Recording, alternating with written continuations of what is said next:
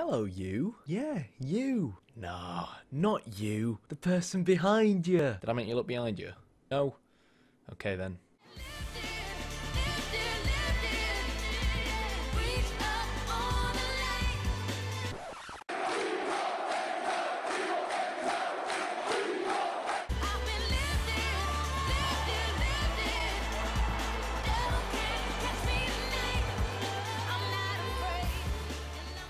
Right, okay, so here we are. Yet another Europa League game. It's actually been a week since I last played, even though the last episode was kind of uploaded today. Today's Saturday, it's bank holiday weekend, and normally what happens is I'll kind of like record loads of episodes all in one go and slowly churn the videos out, except when it's really transfer season, because I like to get your feedback on players to sign and so on. Obviously, our last January transfer window was a bit of a poor one in a sense that we didn't have any money to spend, which was kind of a change for once, because normally I am splashing the cash. But anyways, so the last episode will have been our two-leg victory over RSC Anderlecht in Belgium. So at home we beat them 2-0, as you'll have seen, and then we went to their place and beat them 2-0 there. We then had two Premier League games against both Norwich and Crystal Palace, and I guess we've lost 2-1 to Norwich. Norwich, a newly promoted side, away from home, and we lost 2-0 early on to Wolves, another newly promoted side. And what was funny was that we completely dominated the Wolves game. And believe it or not, we completely dominated the Norwich game. Now, I'll admit that a lot of our shots just went ridiculously off target. John Ruddy didn't exactly have an amazing game, but we were just woeful. And unfortunately for us, the Man United legend, the age of 33 that is Nani, was on point, and it was just really gutting to lose the way we did with the last kick of the game. But, you know, it just goes to show that it's genuine, you know what I mean? I remember, I think it was back when we were in the Championship, it was like within the first 10 episodes or something like that, when I was like pushing for the playoffs or in the top 3 or something like that, and a guy commented, was just like, cheater, or something along them lines. But you know, these kind of results that just happen, it just goes to show that you are always going to slip up. I guess these kind of slip-ups are really, come the end of the season, what are going to cost us in terms of trying to really win the league. And as far as I'm concerned, I don't really think we are going to catch up with Manchester United. I say it a lot, but the amount of money they spend in comparison to us, it's not really even something to be ashamed of, to be honest. We are currently 4th in the Premier League, 57 points, only 1 point off Spurs, who are in 3rd place, and only 5 points off Arsenal, who are in 2nd place. And it just makes you wonder whether or not, you know, we'd be in a better position if we could actually beat Arsenal. We've lost to them twice this season, both times the better team. But we've come out of this dodgy period, and it looks like we're slowly starting to regain our form. It probably will improve in the Premier League should we get knocked out in the Europa League, but to be honest, a part of me kind of just wants to go for it in the Europa League. In terms of the Premier League, don't want to sound cocky, but I think we've already guaranteed a Champions League spot for next season. I'm not exactly convinced that Stoke will be able to catch up with us, even though they have narrowed what was, I think, a 9-point gap a few episodes ago to a 5-point gap. But hopefully we will be fine.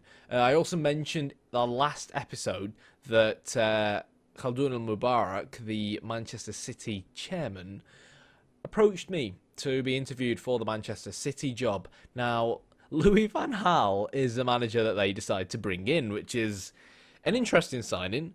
Obviously, because he used to manage Manchester United and won an FA Cup with Manchester United. For those of you who are slightly more observant, I'm looking at you, Jake, will have probably noticed that, for anyone wondering who on earth Jake is, he sometimes comments under my videos, and we have this kind of like running joke that he's one of my scouts, because he always, whenever it's transfer season, he always suggests a ridiculous number of players for me to sign. Yeah, so we've just nicknamed this guy Jake Wood. But anyways, yeah, so Van Gaal did of course manage Everton for a year. He did Didn't do great, actually, but he always used to do well against me. So I'm not really fond of the idea that he's now managing Man City. But generally speaking, our record against Man City is always normally all right because we set up pretty well against them. So this episode really is going to be all about this Olympic Lyon game. I'm going to turn it into a double episode, which means I am going to have to play the away game at Everton off camera, but we'll try and make this into quite a nice double episode like we did for the Anderlecht games. So we'll play the Lyon game. I'll then play the Everton game off camera, having probably rotated our squad. Let you guys know what happened away from home against Everton, which is also apparently a televised game, which means we'll get a bit of dollar for that, and then we'll watch the Olympic Lyon game at home. But interestingly enough, today's Saturday, which means that Blackburn beat Aston Villa in real life 1-0 today. I was at the game, of course. I do have a season ticket. Yeah, what a win that was. It was a shame that Huddersfield decided to rotate 10 out of 11 players and lose 2-0 to 10-men Birmingham, which didn't really do us many favours in the Championship relegation race. But it now means that the Championship goes to the final day of the season. We're away at Brentford. Forest have Ipswich at home, who don't really have anything to play against, and Mick McCarthy famously fined when he was Wolves manager for rotating his squad on the last day of the season once upon a time in the Premier League. And Birmingham have Bristol, I think, away from home. So yeah, as far as Blackburn are concerned, they kind of have to beat Brentford to keep our hopes alive. The truth is, any of the three teams could still go down. I think we have quite a difficult game travelling all the way down from the northwest to London to play against Brentford and try and beat them away from home. But simultaneously, Bristol also beat Brighton today 1-0, and Bristol looked like a really solid side defensively when we drew 1-1 against them at home about 2 weeks ago. So I am kind of hoping that Birmingham slip up, and yeah, it's kind of funny actually because the Villa fans celebrated when we scored because Villa obviously want to send Birmingham down. But anyways, let's forget real life and focus more on our fake world where Blackburn Rovers are actually a good team under the Venky's ownership, thanks to yours truly. So Olympic Lyon, let's just take a quick look at them. They are third in Ligue 1 on 56 points. And funnily enough, I don't really feel that scared of them. I've seen some of their players. We looked at some of them in an earlier episode. And even though they have good players, they're not exactly PSG or Monaco. You know what I mean? I think if I were to compare them in terms of a level to a Premier League team, I'd probably say their players' standard is something, you know, like a Stoke or an Everton, you know what I mean? I wouldn't say that the level of quality of their players is necessarily of that same top 4, top 5 depth that you get in England. And I think that'll be portrayed by looking at some of their fullbacks, for example. I've got Albornoz, who for a left-back, I mean, yeah, he's pretty good on the ball. Tackling ain't that great, marking ain't that great. Not that fast either, jumping reach 10, you know what I mean? They do have quite a few players, but even then when you look at their bench, Destro is really the only player that stands out. So I personally think we can definitely take the game to them. Main players that stand out as players we should be scared of in the Lyon side, probably Leo Baptistao and Villa and Ramadan Subhi on the right hand side, and Nkulu's obviously a good player as well. So it'll probably cause us problems, hopefully not from set pieces. But I think it's going to be quite an evenly matched game. I think we should, over 2 legs, be able to just about edge it. And I think what's important for us is coming away from the Parc Olympique Lyonnais. I can't speak French, I don't know why I try. With at least a draw and an away goal, of course, so that we can really finish them off at Ewood Park and, of course, make our way into the Europa League quarterfinals. But enough talking about the game. I'll see you guys in Lyon. Also, remember when I said the last time I kind of played was a week ago? Yeah, I forgot to mention injuries. So, Augustinsson, very important player for us, has broken his ankle. He's out for 3 months. It's kind of problematic now because it means that Fabio has to play left back for us. Marco Rog is to be added to the injury list, but I think he might just about be back in time for the second leg. It depends really on his fitness. Nano, of course, is another long-term injury you guys already know about. So, yeah, in terms of the bench, it does actually seem like we're going to end up going into this game with an empty seat on the bench. I'm not actually sure whether or not I can. Well, I mean, Gillas might be able to sit on the bench. I'm not sure whether or not these youngsters have to be registered. But yeah, I'll see you in Lyon regardless.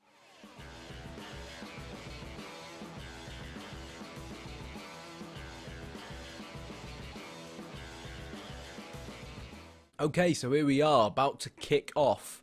In terms of our starting lineup, no real surprises. Danny Bath is going to get the nod, being captain over Dario Dumic. I just kind of feel like Dumic's performances, even though on paper I think he's a better centre-back than Bath.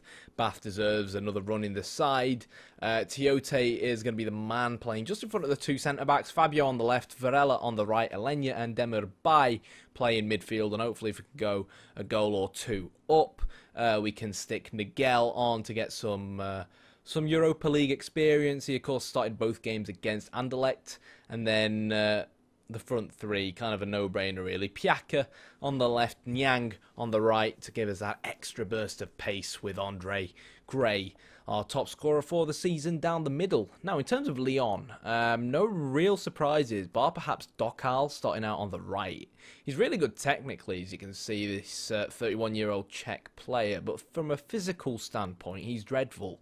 So I'm kind of hoping that Fabio will have him in his back pocket, and if he doesn't, then it'll be somewhat baffling. They've not actually decided to play him Villa, which is interesting, but Escalante and Andre both look like decent players, including Willian, quite physical, so that could be something that went into the mind of the Lyon manager. But one thing that's quite baffling is that Antonio Marin looks like the more physical, the faster fullback of the fullback pairing of Olympique Lyon versus Gotoku Sakai, the 28-year-old Japanese fullback, who is actually a left back in terms of this game. It doesn't seem that fast, whilst they've kind of told the faster one to sit back. So that's going to be something I'm going to keep an eye on. Is Marin either footed? No, he's only right footed. So that's probably the logic behind it. But I do really feel like it probably would have made more sense for this guy to be more attacking for Lyon and help out the slower guy, because he's not going to be able to, you know, take on Fabio, so it would make more sense for Marin to be the attacking one on the overlap, and with Victor Rodriguez already being quite attacking, for Sakai to sit back. But yeah, you know, I guess I'm not really... I've got enough work to do managing my own team, let alone managing the other team. But here we go. Let's see whether or not we can get an early goal or two. Okie dokie. So, in terms of tactical thingamabobs, we're obviously playing a little bit more positive, starting things off on a standard mentality. 10 minutes in, time for our team talk. And, yeah, we've changed, we've swapped from IWBs to fullbacks to get a little bit more width involved. I do feel like with them kind of slow fullbacks, it's definitely something we can exploit. But I am also wary of how many men... Oh, God, look at this. Olympique Lyon. Oh...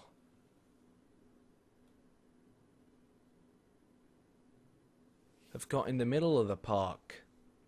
We have a lot of quality players quite central, but that's a very poor goal to concede. Just the hoofball over the top. And let's just see how this develops now. Sakai to Escalante. We need to win this ball back now, which Demirbay does. And we need to spring a counter-attack of our own. Varela finds Callas at the moment. Is really struggling to get rid of the ball. Andre Gray has moved out to the right-hand side. Back to Varela, to Kerem Demirbay. Probably our best technical player in the side. If there's anyone that can find a hot knife through butter-style pass, it is definitely going to be him to open up the Olympique Lyon defence. But talking about nice passes, Nyang is through on goal, is going to shoot. Doesn't strike it clearly, but I am wary of, essentially, you know... what we've just seen, and I mean, I'd like to put the blame on me playing with a slightly higher defensive line, but if you actually look at Baptistao, I think he's called, he's not actually that fast. So I know I opted to play with Bath over Dumic, but it's quite rare to see my defence fall asleep like that, particularly given that we are the second best defence in the Premier League at the moment. But I have faith in our lads. You know, even if we kind of lose this first leg 1-0, I'm still not that bothered, to be brutally honest, because, well, we probably aren't going to lose after that goal. Great goal there from Niang. Credit where it's due to Andre Gray getting the assist. But yeah, I wouldn't have been, well, we could still lose this leg, to be fair, but I wouldn't be too bothered if we lost this leg, particularly now that we've got an away goal.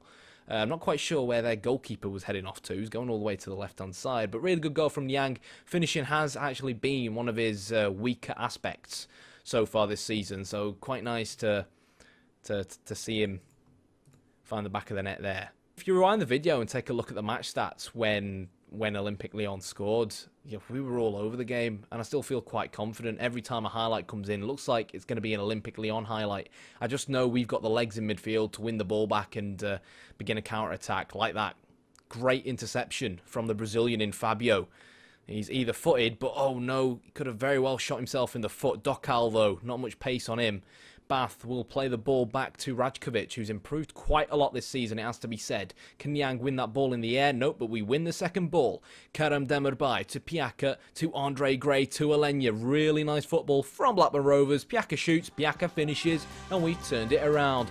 2 away goals, which is nice because it means it now gives us that extra bit of breathing space. You can see how many men Olympique Lyon have really dedicated in the middle of the park. And one of the main reasons why we're on a standard mentality as well is because I know that Lyon, most of the time on Football Manager, when the AI is playing with the V-shaped 4-3-3 in midfield, they're either going to be trying to play possession football, like Guardiola-esque, or going to be trying to play a counter-attacking style.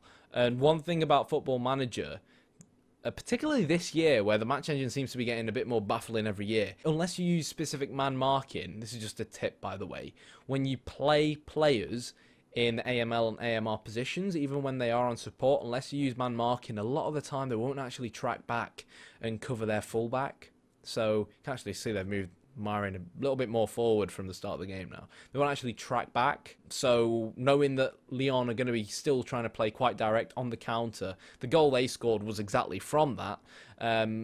It makes sense to have fullbacks on standard, that way they don't completely bomb forward and we don't get caught with too many men forward. But this is nice, we've got a 2-1 victory. In terms of the match, well, it's not a victory yet, is it? We've got a 2-1 lead, rather, going into the second half. I'd like to have a little bit more possession and see a little bit more of the ball. So for that reason, I'm just going to slightly drop our tempo and change our passing directness to shorter passing. But other than that, really, we'll change our mentality, at least starting off the second half, to more of a control mentality. I am wary of the fact that we do have 2 yellow cards.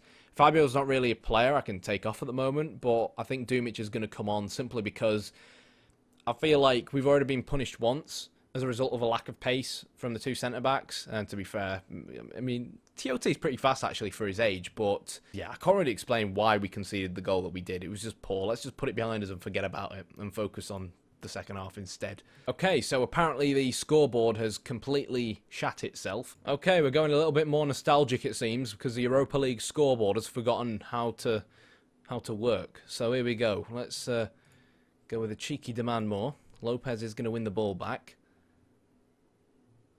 as Andre looks to close him down. And don't tell me this is a bloody highlight. Thrown out to Marin, who finds Dokal out on the right-hand side, who's going to play it. The direct ball to Baptistao. And it's a good save from Rajkovic. And I'm starting to ponder what we actually have to do to try and avoid these direct balls, you know, being played by Olympique Lyon. We're going to stop trying to use the offside trap, but I don't want to really move my defensive line deeper. Here we go. I've just realised I've not done any man marking, actually, and so we're pretty fortunate to be winning 2-1. Please don't concede. Baptistao with the head. How is...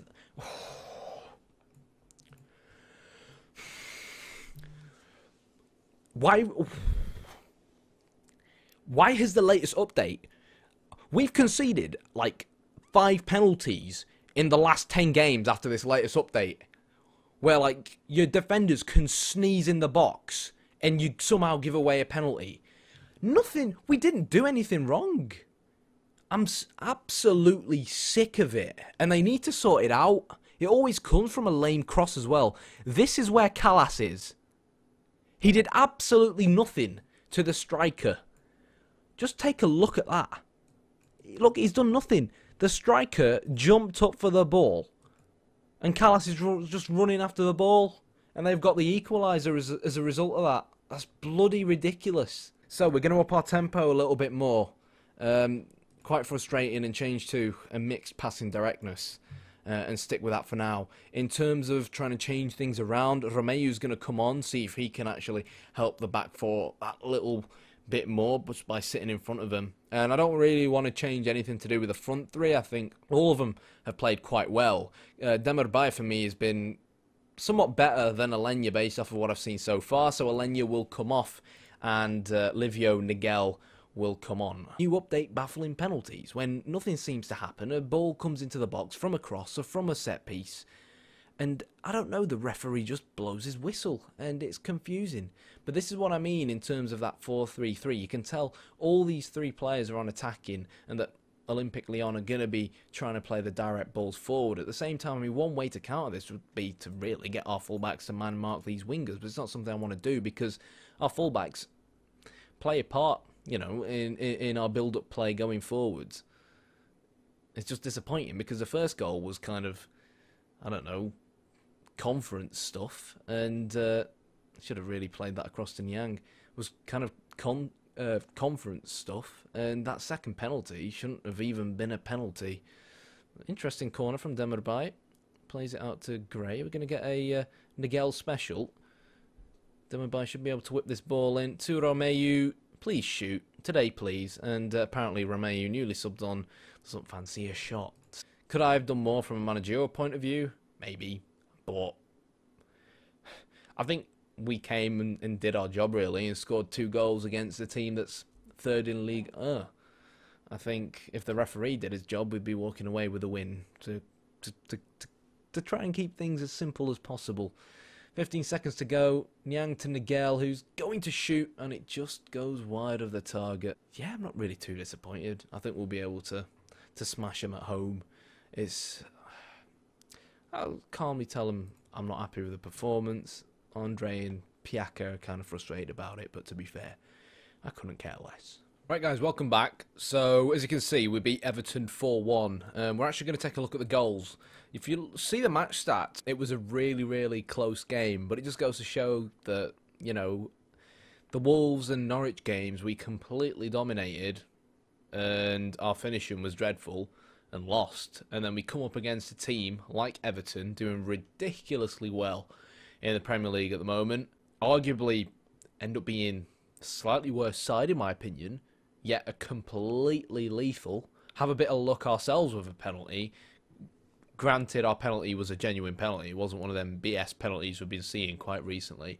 And end up putting 4 past them. So, yeah, we're going to take a quick look at the goals, simply because I think some of the goals were really quite nice goals. There was a really nice counter-attack from Piaka as well that I'm not going to be able to show you. That was the first goal. Really good head from Gray from a corner. Love scoring set pieces, and Niang got his 13th goal of the season. And as a result of that 13th goal, I've actually had to pay AC Milan some money. Straight out into the second half, surprise, surprise, Romelu Lukaku popped up with a head from a corner, 10th goal of the season. So he's not really scored too many goals for Everton, considering how well they're doing in the league this season. But we went down, we made some changes. Callas actually ended up playing right back for us because Varela wasn't playing well at all, to be honest. And yeah, on the counter-attack, lovely ball from Andre Gray. Just goes to show not only is he able to thread balls like that through after training him up, but he can also score them as well. We actually had another goal disallowed too. It was an amazing shot from Alenya from outside the box. Got it straight away from Kerem Demirbay from a corner, but it was disallowed. There was a third goal, an Alenya penalty. What a signing he's been for us.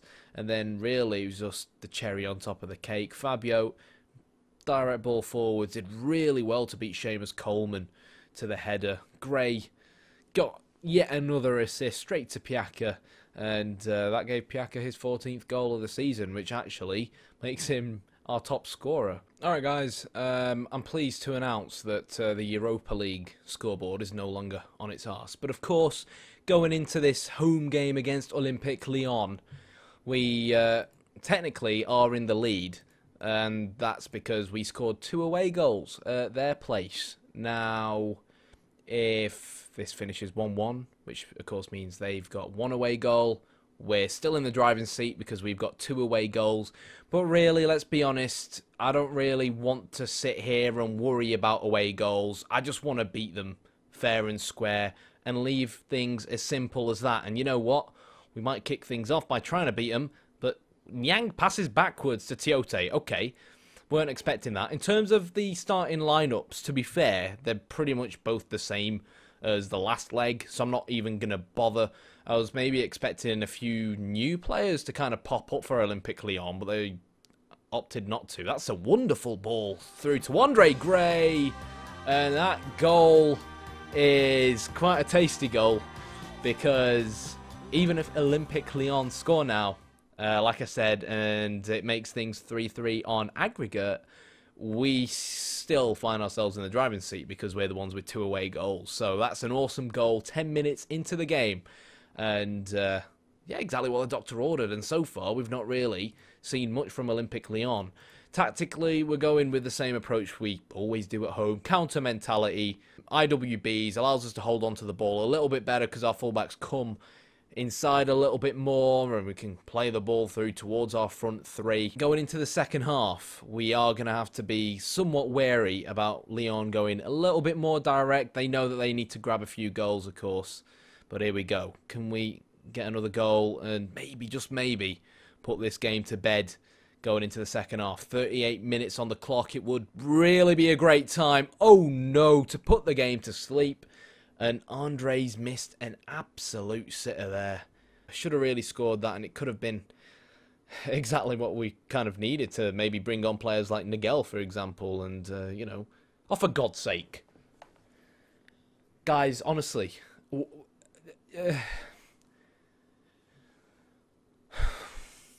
I give up. I'm, like, tempted to quit Football Manager 17 until the next update when they fix that. I'm being honest. Seems like every other game we can see that kind of penalty. I'm not sure what the solution is. I don't know what the solution is. I don't know. Am I the only one in the world that's getting it? What am I doing wrong that's causing it? That wasn't a penalty. I don't know. I want to go back and see that. Frustrating. Ridiculous. It's just I don't know what to do about it anymore, guys. It just seems like every other game we concede a dumb penalty like that. Could it be my demand more shout that's causing the players to get a little bit more aggressive? I don't know. I don't know what's causing it, but it's ridiculously unrealistic, and it's starting to take the piss now. And Piaka should score from there. And I think we'll give Nigel a bit of a run around too. I trust him at this moment in time. I think, you know, he's matured a lot. He's improving a lot as a player. And even though he's not getting that much Premier League game time, he's been getting quite a lot of game time in the Europa League. Got to give him benefit of the doubt, I think, even though it is 3-3. But this isn't good. Corner. Oh, God. Oh, God. Right, can we counter from this? The Egyptian superstar. And, oh, that was such a poor ball, Rog. You're meant to be one of our best passers, man. Bornos, hoist the ball forward. Can Callas or Rog keep up with it? Good tackle from Varela, and now let's see if we can counter-attack ourselves. Dumic now to Piaka. Finds Varela out on the right-hand side as Andre leads a charge forward to Rog. Plays that ball inside to Alenya. To Piaka, who has already wasted one clear-cut chance so far this game. I just want us to seal the deal with one more goal. Rog shoots. Rog hits the bar. Gray headers. Oh, what a save. Ooh. What on earth has just happened in the past few minutes? Win that ball back. Fabio wins a header. Lenya win that back. Oh, God. This is madness. Absolute madness right now. Nigel, Fabio, gone to sleep. Baptistao, this is not going to end good. Oh, let me team talk. We're going to switch to a control mentality and slow our tempo down a little bit. Simply because we're at home, we can afford to do that. We're going to look to retain possession. We're going to tell them to stop roaming from positions. And we should be able, we should be fine with that. That should allow us, you know, just to get that extra bit of possession that we need with the control mentality. And as the game kind of progresses, the tighter up team talk will come, tighten up, and then once we hit like the 82nd minute, make one more sub and bring some players back behind the ball now. Right, okay, 87th minute. What sub are we going to make here? We'll bring on Danny Bath for Dumic. Just to... He's got that leadership attribute on him. He'll wake the lads up. We'll drop to defensive now, and we should just about book our place in the quarterfinals. I thought that was going to be it. I feel like my entire life was bloody flashed before my eyes. You know, when they hit the bar from that corner, and then we went down the other end and hit the bar. But what are these through balls? Jesus Christ. But it's really frustrating, guys, because if you take out the 2 penalties that weren't penalties, we won that 3-1 on aggregate. You know what I mean? So I don't know what to do about these penalties. So, wow. Napoli almost got the comeback. 3-1 in the second leg, but it is going to be Bordeaux who are going to go through. Leipzig finished it off against Braga. Milan beat Marseille 4-1. As you can see, we just about made it through on away goals against Olympique Lyon. Let's bear in mind, they're still our third in Ligue 1. You take the penalties out of the equation, I don't think we did too that badly. I know I keep mentioning the penalties, but it's simply because 3-3 makes it look like Lyon played well when we know they didn't. Athletic Bilbao, wow, second leg. Well, yeah, second leg beat Udinese 5-1. Herrera, first guy to score, then Monreal. So what a comeback from them, considering they were like 4-0 down or something ridiculous like that. 3-0 down, sorry, in the first leg. Sevilla beat Celtic 5-4. But Celtic just about made it through. Is it still Brendan Rodgers? No, it's Steve Clark in charge of Celtic now. Porto managed to get the win against Sporting, even though Sporting themselves brought things back in the second leg. Wow. And then Ajax went through against Lazio after a boring 0-0 in the second leg. So, Europa League quarter-final draw. It's not really going to be great for our Premier League form, the fact that we're in so many European games. Automatic draw. I just hope we don't get Milan at this stage, because I want Celtic personally. Celtic have got Bordeaux. Okay, we're going to get Athletic Bilbao. That is going to be an incredibly interesting tie. I think if I could... if I had the choice, I'd probably choose Bordeaux or Ajax, or maybe even Porto. Wow, Pellegrini's in charge of them now. They're 6th in the La Liga Santander, and it would be catastrophic for them if they didn't manage to at least get a Europa League spot, I think. So they've got quite a lot of pressure on them, both in terms of their league form and trying to focus on Europe as well. As you guys can see, the games are going to be coming pretty thick and fast. I'm thinking, from now until the end of the season, we mainly just focus on the European games.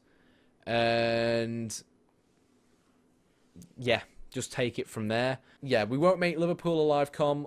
We'll make the 2 Athletic Club games separate episodes and see what happens from that point onwards. Should we get knocked out of the Europa League, we'll just do a few episodes around Man City, Spurs, and then Leicester on the final game of the season. I think what's important for us starting the tie off at home is that we don't concede too many away goals. But it's going to be difficult with Fabio suspended.